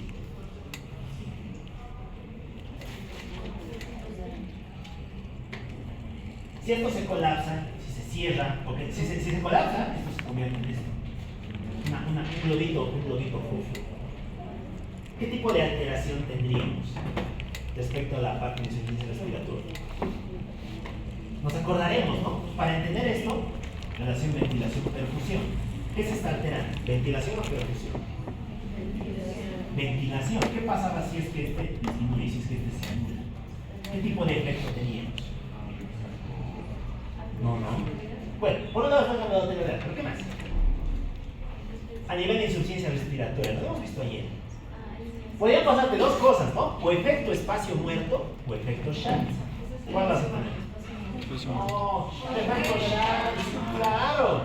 Está oxigenado, pero no intercambia, no ventila. Estás mezclando sangre venosa, no se oxigena, la estás mezclando con sangre arterial. Vas a tener un efecto Shands. Un Shands derecha-izquierda. ¿Y el Shands derecha-izquierda respondía al oxígeno? No. Por eso, ¿saben cómo se definía antes el distrés? Hipoxemia refractaria a oxígeno. Esa era la definición que manejaba un congreso, que era el Congreso de Berlín. Lo mismo, ¿no? Gente experta en distrés que se ha reunido en Berlín, han sacado guías y demás, ¿no? Que han utilizado para hablarnos del distrés. Hipoxemia refractaria a oxígeno. Es por esto, por el efecto Shands. ¿Ya? Muy bien. Si tienes efecto Shands, pues no vas a poder responder al oxígeno. Muy bien. ¿Qué más? ¿Vas a tener hipoxemia? Sí, ¿no? Tienes una disminución de la presión de oxígeno. ¿Tenías hipercapnia? No, exacto, ¿no? En general no. Por el efecto compensatorio, ¿no? Recuerden que aumenta la PCO2, se estimulan los quimioreceptores, estimulan el centro respiratorio, hiperventilas, y de ese modo corriges PCO2. Salvo que el cuadro sea muy difuso. Cuando el cuadro, y generalmente en el distrés es difuso, ¿no? Por eso se llama síndrome. Vas a afectar grandes porciones del pulmón, y en ese caso sí podrías tener hipercapnia. Ya, ¿qué más? Resulta que el PCO2, la PCO2, sobre todo cuando el cuadro es muy severo, va a tender a aumentar. Si aumenta la PCO2, ¿qué alteración ácido base tendríamos?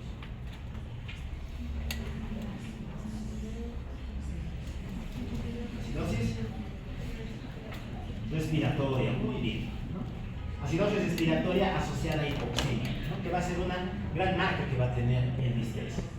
Ya, ¿qué más puedo contarles? Recordamos que el neutrófilo libera también una gran cantidad de péptidos vasoactivos, ¿no? ¿Qué péptidos vasoactivos libera?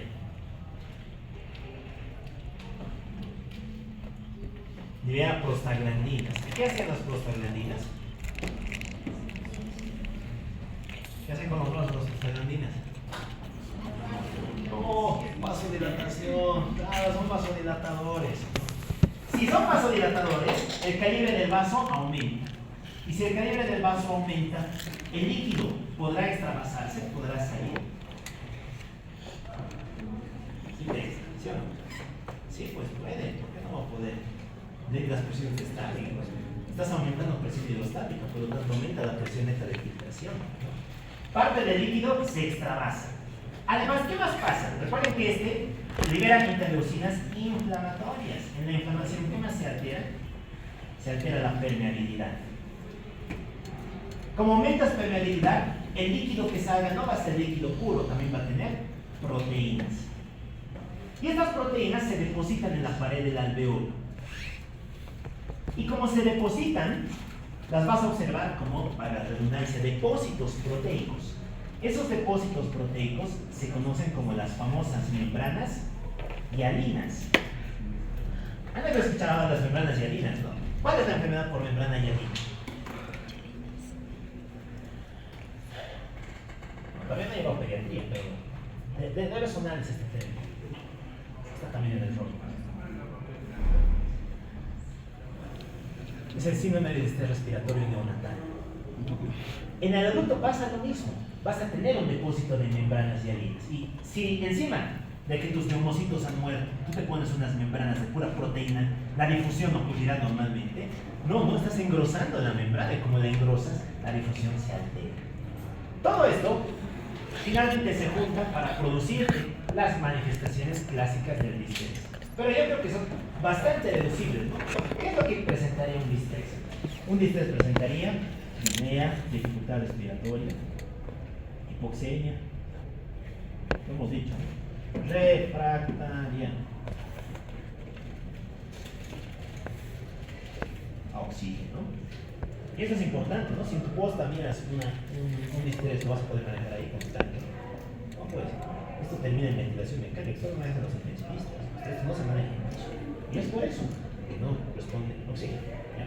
Muy bien, vas a tener alteraciones ácido-base, ¿no? Con tendencia a la acidosis respiratoria.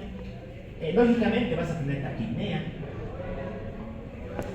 ¿Por qué sería? A ver, explicación fisiopatológica. Estás extravasando líquido, ¿no? ¿Se acuerdan qué receptores tenía el pulmón para detectar distensión de vasos, depósito de sustancias? Receptores J. Y los receptores J van a mandar vías a través de la señal aferente hasta el centro respiratorio, ¿no? Y de ese modo se va a estimular la vía A, y la B, B, la C y C, va a traducirse en un aumento de la frecuencia ventilatoria. Esta taquipnea muchas veces, como es muy severa, tiene que asociarse a algo, al uso de musculatura accesoria. ¿Cuáles son los músculos accesorios de la respiración? Abdominales. Intercostales, ¿qué más? Cerrato. Ya, los escaneros, el cerrato, algunos de ellos. ¿Cómo se traduce eso clínicamente? Muy bien, vamos a tener tiraje y. Oh, no. A ver, ¿qué más? Allá, ¿qué más? ¿Qué es? Retracción subsifoidea. Vas a tener ambos, ¿no? Como manifestación de la contracción de la musculatura abdominal y demás. ¿Ya? Tiraje, retracción subsifoidea. Muy bien. Listo, ¿no? Esto es lo que básicamente es. Todo esto, los grandes estudiadores, ¿no? Los grandes investigadores del distrés han puesto nombres. Han dicho que el distrés pasa por 3 fases. La primera fase, que es todo esto, corresponde a la fase proliferativa. Tiene sentido, ¿no? Están muriendo las células, estás produciendo las membranas, está viendo mucho exudado. Entonces se le ha conocido como la fase proliferativa. ¿Ya? Una vez que pasa la fase proliferativa, perdón, esta se conoce como fase exudativa. Exudativa. Por el exudado y las membranas. 5 a 10 días después del inicio del cuadro pasas a la fase número 2, que es la fase proliferativa.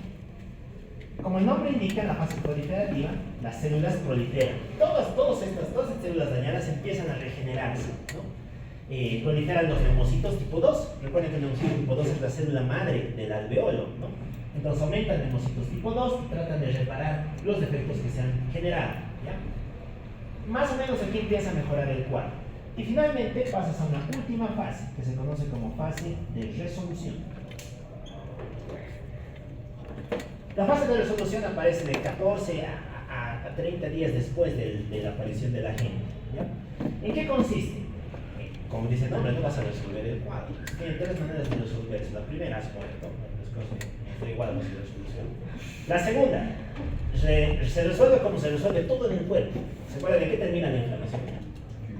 Claro. Un posible resultado de esto es la fibrosis. La primera F, ¿no? La segunda, fibrosis. Y eso no nos gusta, ¿no? Porque te produce fibrosis pulmonar. ¿Y qué te produce la fibrosis pulmonar? Alteraciones restrictivas, ¿no? Esto nos explica por qué muchos pacientes con COVID actualmente tienen fibrosis. El COVID también es una gente que produce esto. La gente se moría en el COVID por distrés. Y se moría por CIES.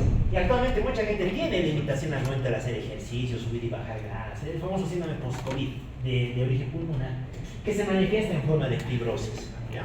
Muy bien. ¿Y cuál es la tercera vía? Pues la vía que al final, bueno, digamos, se resuelve y regeneras como neumocito. Muy bien. Normalidad. La tercera vía de resolución. Y listo, así es como pasas por el distrés, ¿no? Desde luego aquí la más relevante es esta, lo que nos preocupa es esto. Es que al final hayas dañado tanto tus neumocitos que ya no regeneras como neumocitos, sino regeneras como colágeno. Ya. Desde el punto de vista radiográfico, observaríamos esta imagen.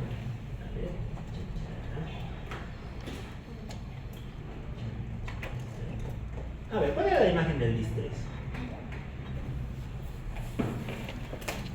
Bueno, como siempre, ¿no? Empezamos con el diagnóstico. ¿Cómo se diagnostica el distrés? ¿Cuál es el diagnóstico del distrés? Un magazo, una placa, una hoja. Screening, claro, eso es screening. Tienes que tener antecedentes más todas esas cosas, ¿no? Más datos de una dificultad respiratoria muy severa, ¿no? El diagnóstico de la sospecha es clínica.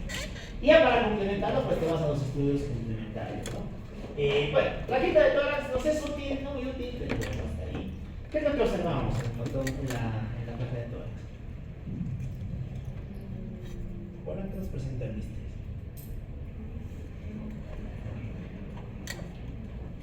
Bueno, nos presenta un patrón reticular, ¿no? Con afectación difusa. La palabra mágica aquí es difusa. Fíjense que no afecta solamente un lóbulo pulmonar, afecta muchas ramas, ramas superiores, inferiores. Suele ser una afección bilateral, lo cual es importante, ¿ya? Y hay que plantear el diagnóstico diferencial con una cosa. ¿Qué otra cosa más te puede dar una imagen similar? Afectación bilateral con disnea, dificultad respiratoria, en algunos casos uso de músculos accesorios. El shock cardiogénico. El shock cardiogénico te puede dar una clínica muy similar con una imagen radiográfica muy similar, ¿ya? Muy bien. ¿Qué más? Tenemos el diagnóstico gasométrico. ¿No? ¿Qué veríamos en una gasometría? Hipoxemia, hipoteca, ¿no? Tendríamos a mirar la insuficiencia respiratoria global. Ya. Y en la parte hemodinámica, bueno, esto básicamente se va a hacer medir presiones, ¿no? En general en el distrés observaríamos una presión que está ligeramente elevada por el efecto de la vasoconstricción alveolar, de la vasoconstricción hipóxia. Muy bien, ¿qué necesita el diagnóstico definitivo? El diagnóstico definitivo del distrés necesita dos cosas. Bueno, necesita tres cosas, ¿no? Primero, clínica, obviamente. Segundo, antecedente. Tienes que tener la causa. Como les decía, si tienes causa, distrés. Sí, etiología de distrés. No etiología, pulmón de Hammer-Rich. Pneumonitis intersticial alveolar. Tiene sentido, ¿no? La pneumonitis intersticial alveolar va a producir lo mismo. Alteración del intersticio con compromiso del alveolo. Si se dan cuenta, fisiopatológicamente es muy similar. Por eso las dos ponen en la misma categoría. Clínica más etiología más un parámetro que es crucial, la PAFI. ¿Qué era PAFI? Aquí todas son fórmulas, ¿no? ¿Qué era la PAFI? Sería la última, era un fórmula.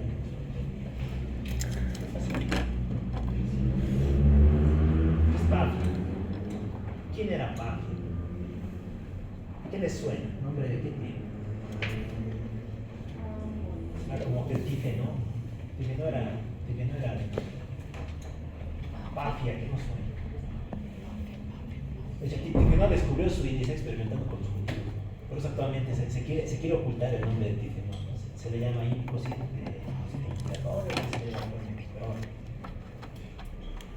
Pafia, ¿qué le suena? ¿Quién creen que era Pafia? Búlgaro. Nadie, no suena nada. Bueno, no es nombre de nada. PAFI, ¿qué es? PAFI es un cociente. Es la división entre la presión arterial de oxígeno sobre la presión inspiratoria de oxígeno.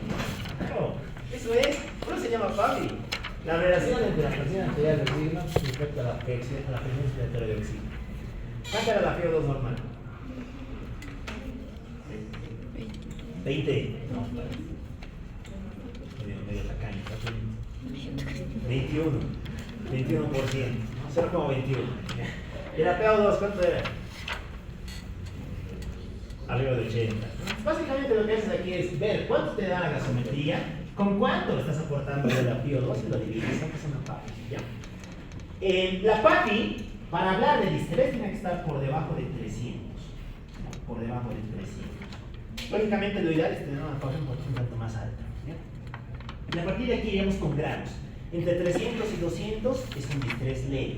Entre 200 y 100 es un distrés moderado. Por debajo de 100 es un distrés severo. La PAFI sirve para clasificar al distrés en grados de gravedad. Leve, moderado, severo.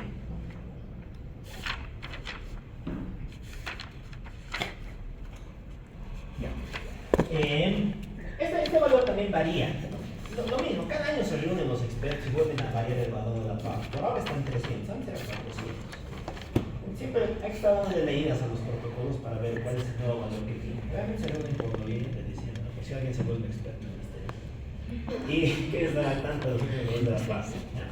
Pero bueno, si alguien va a hacer terapia intensiva, tiene que recitar esto. Y es más complejo todavía, ¿no? Porque esta es patología básica de terapia intensiva. Ya.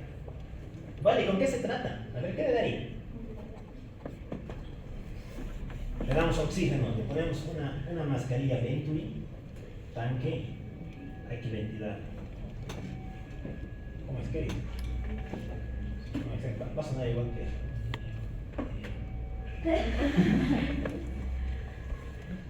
ya, bueno, como siempre, ¿no? Primero medidas generales, se queda tratamiento de soporte. ¿Qué entra en tratamiento de soporte? Pues si se dan cuenta, esto está muy vinculado a cosas relacionadas al shock, ¿no? Tienes que hacer cosas que en general harías en el shock. Aportar líquidos, una buena respiración, controlar glucemia si es que no está controlada, control de ácido láctico y demás. ¿No? Bueno, el AMBU con las costes sirve, bueno, más o menos, ¿no? Pero como hemos visto, es el factor de oxígeno. En general, tú no puedes manejar, esto pasa terapia, se maneja en terapia. ¿Y con qué creen que lo manejan los terapistas? Con opio. De hecho, el opio deprime el centro respiratorio. Lo mataríamos con los opioides. Con ventilación mecánica. Claro. Bueno, vamos a hablar generalidades de la ventilación mecánica. Y yo sé que, bueno, esta parte, no sé si la han visto, si tienen un ventilador. Antes de la vida, bueno, yo creo que nosotros preguntaron,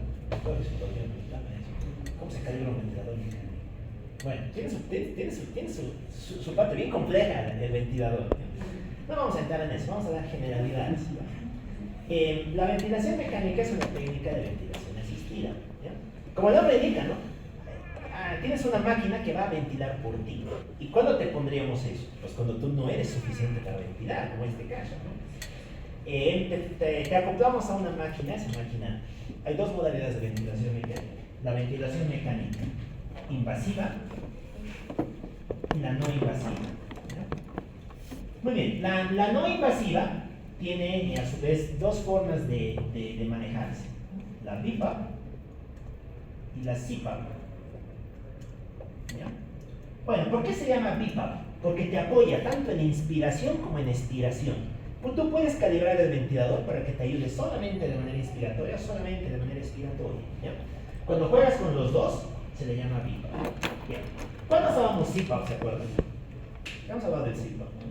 Vamos a ubicar en el SAOS, muy bien, en el SAOS y el BiPAP. En la hipoventilación central se encuentra también el síndrome de obesidad y hipoventilación. Ahí es donde se nos suele manejar. En cambio, ¿qué necesitamos para la ventilación mecánica invasiva? Tenemos que intubarte, por eso es invasiva, ¿no? Vamos con un tubo, te acoplamos al ventilador y trabajas con eso, ¿ya? Eso en general necesita de la intubación orotraqueal, ¿ya? La IOT. A mí eso tiene sus parámetros, si de verdad se interesa, todo es bien complejo. Resulta que en el DIS-3 lo que generalmente se hace es trabajar con esto, con la ventilación mecánica invasiva, ¿ya?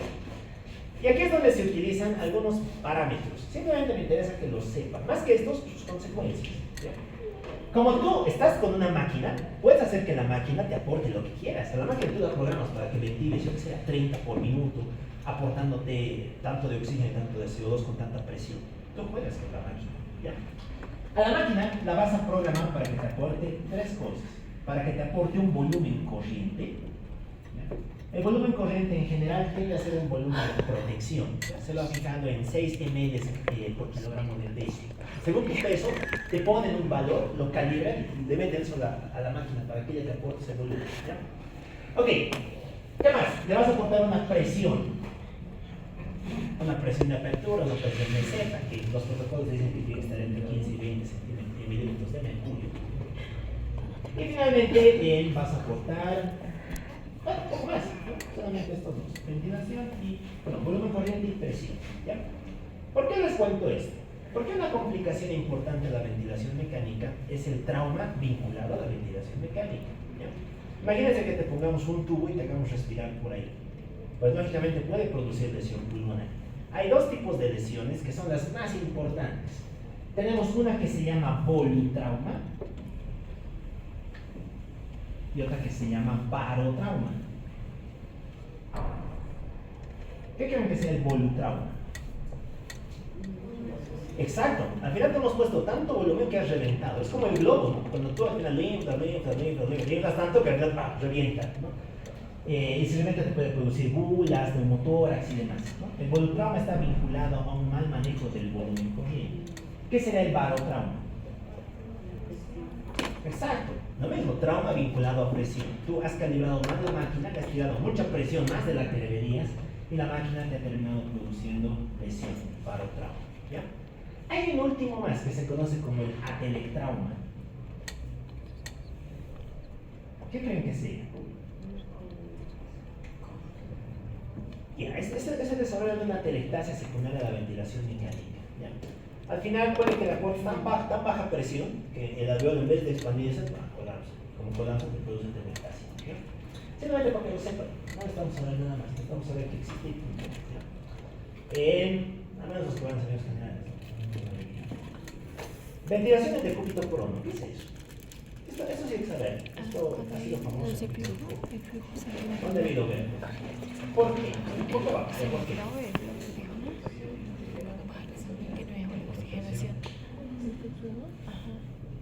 Por diversión, queremos ver que los pacientes hagan todo.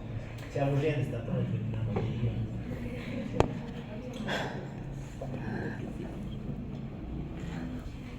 Ya. El prono es una maniobra que se utiliza cuando el distrés no está respondiendo bien a la ventilación mecánica. Hay pacientes que pese a esto no mejoran, siguen hipoxémicos, siguen con clínica de distrés. Y la PAFI suele estar por debajo de 150. ¿Ya? Cuando tienes los dos, PAFI más hipoxemia refractaria, lo tienes que cambiar de posición. ¿Qué es lo que pasa cuando nosotros dormimos? Pues cuando nosotros dormimos, nuestro pulmón tiene esta disposición, ¿no? Por gravedad, toda la presión hacia dónde va a venir. Aquí arriba están las costillas, ¿no? Hacia las costillas van a comprimir al parénquima pulmonar y una parte del pulmón no se va a ventilar adecuadamente. ¿Ya? En cambio, ¿qué pasa si nos ponemos a dormir boca abajo?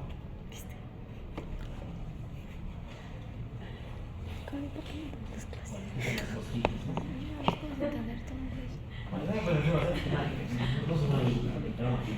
La misma, ¿no? Llega la gravedad. Y en este caso, las costillas ya no están arriba, ya no te apretan, ¿no? Aquí atrás, ¿qué está? Aquí atrás, ¿qué hay? El músculo. El músculo.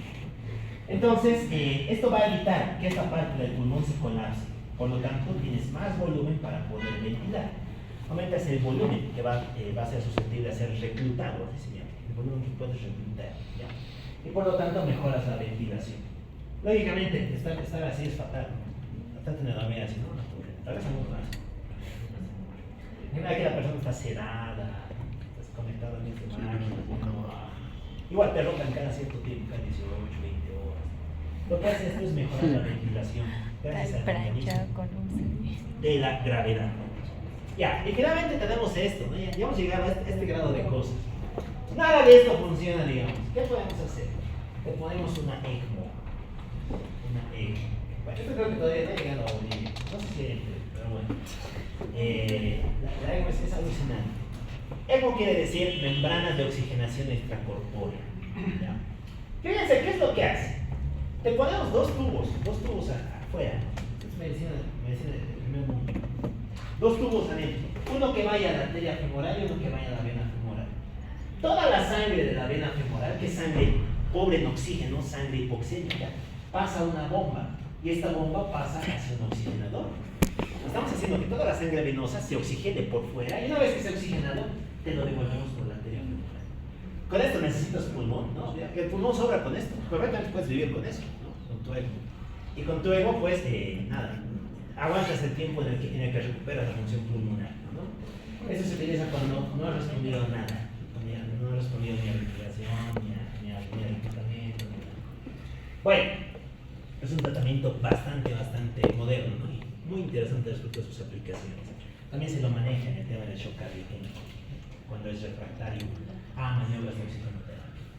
Bueno, y el pronóstico depende, ¿no? Depende de que mal esté. Muy mal, fibrosis, puede que estés más o menos bien y en este caso recuperes plenamente. ¡Listo! Hemos acabado. hablado de insuficiencia respiratoria,